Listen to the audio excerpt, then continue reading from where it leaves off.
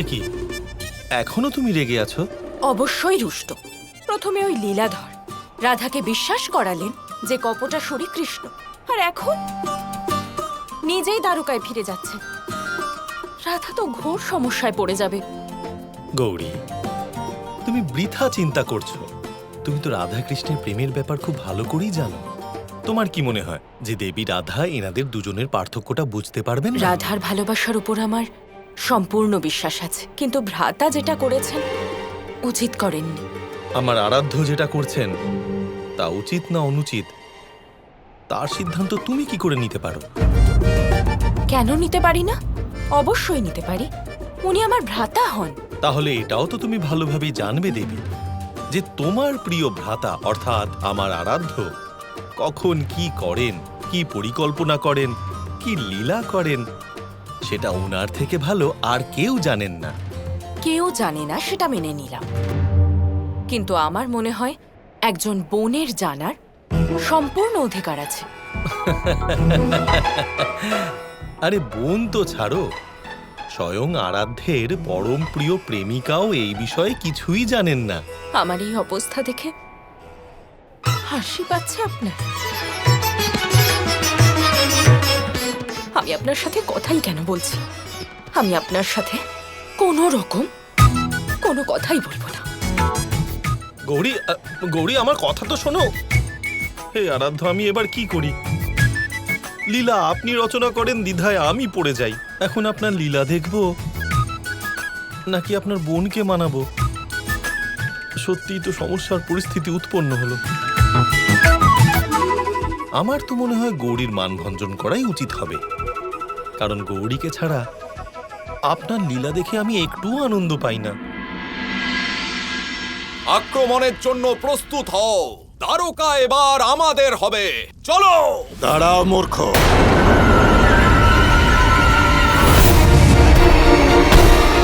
শাল্য, তুমি এই মূর্খতা করতে পারো না। তুমি জানো না ওই কৃষ্ণ কতটা মায়াবী। ও কখন, কোথায়, কিভাবে তোমার উপর আক্রমণ করবে সেটা তুমি কেন কেউই বলতে পারবে না। আমি মূর্খতা করব না শুক্রাচার্য, না। এই মুহূর্তে দ্বারকার যে সুরক্ষা ব্যবস্থা তা প্রায় না থাকারই সমান। যদি এই সুযোগের সদ্ব্যবহার করে আমি দ্বারকায় প্রবেশ করতে পারি, তাহলে কৃষ্ণ আমাদের কিছুই করতে পারবে না। মহারাজের জয় হোক।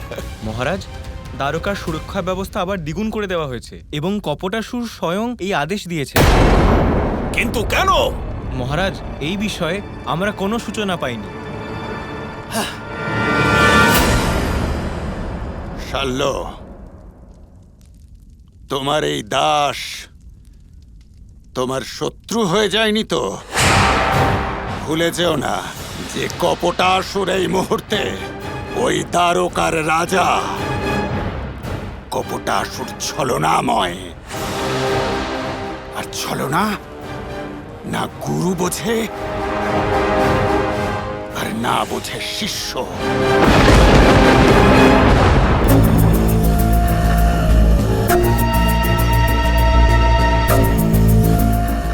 এমন কেন মনে হচ্ছে যে আজ কোনো প্রকারের পুজো হতে চলেছে? বিশেষ কিছু আয়োজন নিয়ে সবাই ব্যস্ত আছেন। কি আছে আজকে? আজ এমন কি আছে যে সবাই এত আয়োজন নিয়ে ব্যস্ত হয়ে পড়েছেন? কৃষ্ণ, তুমি তো আমাকে এমন ভাবে জিজ্ঞাসা করছো যেন কিছু জানোই না। কারণ আমি সত্যিই জানি না। আমাকে বাজে প্রশ্ন করো না তো, তুমি সব জানো। হ্যাঁ, সে তো আমি সবই জানি কি পুজো হতে চলেছে। তবে তোমাকে একটা প্রশ্ন করতে পারি রাধা? আমি শুধু এটা জানতে চাই যে যদি আমি কৃষ্ণ না হতাম তখনও কি তুমি আমাকে ভালোবাসতে? তুমি আবার আমায় ব্যর্থ প্রশ্ন করলে। আমি কৃষ্ণকে ছাড়া আর অন্য কাউকে কি করে ভালোবাসতে পারি? আমি কৃষ্ণের রূপ নয়, ওর আত্মাকে ভালোবাসি। কৃষ্ণের রূপ ধারণ করে অনেকেই আসতে পারে, কিন্তু কৃষ্ণের মতো পবিত্র আত্মা অন্য কারোর হতে পারে না, তাই না? তোমার এমন কথাবার্তা শুনেই তো তোমাকে ভালোবাসতে বাধ্য হই রাধা। হ্যাঁ, এই কথা তো তুমি একদম ঠিক বলেছ রাধা। কৃষ্ণ শুধু একজনই, নিজের রাধার কৃষ্ণ। শুধু মনের মধ্যে এমন প্রশ্ন এলো তাই জিজ্ঞেস করলাম। কিন্তু এমন প্রশ্ন তোমার মনে কেন এলো? কারণ আমি কৃষ্ণ নই, কপটাসুর। আমার ভালোবাসা শুধু কৃষ্ণের জন্য, আর কৃষ্ণ চিরকাল আমার মনে বাস করে। আমি তোমার উপস্থিতি অনুভব করতে পারি।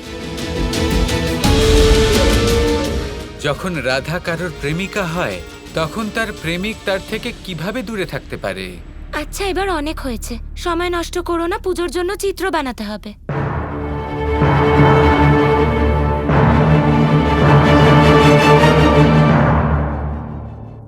শুক্রাচার্যের কৃপায় রাধা তো আমাকে চিনতেই পারেনি।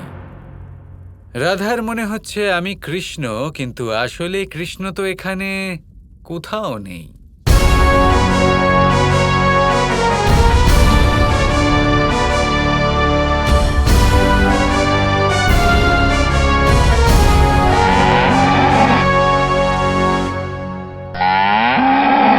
এগুলো কার গরু? এরা এদিকে আসছে কেন?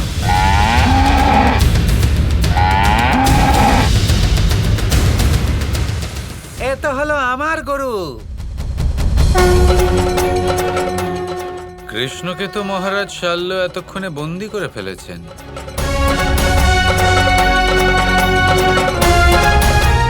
তুমি আবার কে? আমার নাম হলো গিরিধারী।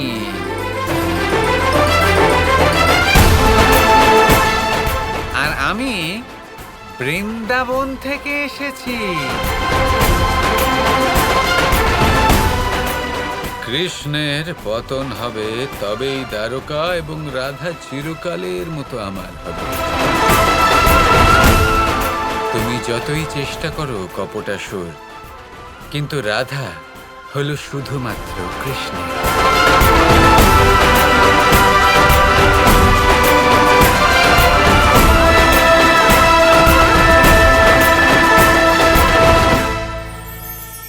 অ দিয়ে অন্ত, আ দিয়ে আরম্ভ, এই দুইয়েরই রাশি সমান। যদি আপনি মন দিয়ে দেখেন তবে দেখবেন এদের সম্পর্ক খুবই নিবিড়। কিভাবে? যখন কোনো কিছু শুরু হয় এটা নিশ্চিত হয়ে যায় যে তা সমাপ্তও হবে। আরম্ভই যদি না হয় তার সমাপ্তও হবে না। যা আরম্ভ হয়েছে তার সমাপ্তি হলো অবশ্যম্ভাবী। এটাই হলো প্রকৃতির নিয়ম, একে এড়ানো যায় না। এবার এই কথা আমরা সকলে জানি। এবার মানুষ কি ভাবে যে সমাপ্তির পরে কি হতে পারে, এর উত্তর তাদের কাছে নেই। তাদের উচিত অন্য কোনো বিষয় ভাবা যা বেশি গুরুত্বপূর্ণ। এবার মানুষ এটা জানে না যে মৃত্যুর পরে কি হতে পারে, কিন্তু এই কথা অবশ্যই জানে যে জন্ম থেকে মৃত্যু পর্যন্ত এই সময়, যাকে আমরা জীবন বলে থাকি, এই সময় আমরা কর্ম করতে পারি। এই কথা তো আমরা জানি। তাহলে এমন কি কর্ম করা যেতে পারে যা আমাদের সমাপ্তির পরও আমাদের প্রাসঙ্গিক করে রাখতে পারে, এই বিষয়ে ভাবা উচিত। যে জন্মগ্রহণ করেছে তার মৃত্যু হবেই, এটা সাধারণ বিষয়। কিন্তু ইতিহাস আজও সেই সকল মানুষজনকে স্মরণ করেন যাদের এই সংসার তাদের মৃত্যু নয়, বরং তাদের জীবনকালে যে কর্ম তারা করেছেন তার দ্বারা মনে রাখেন।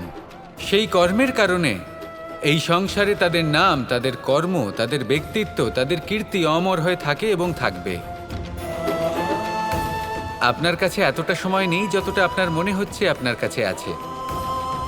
সেই জন্য যত শীঘ্র সম্ভব শ্রেষ্ঠ কর্ম করুন, যতটা পারবেন ততটা অধিক সুকর্ম করুন।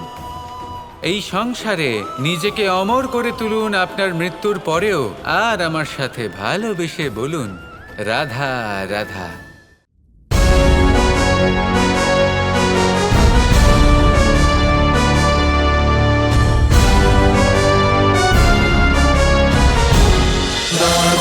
Krishna Krishna Krishna Krishna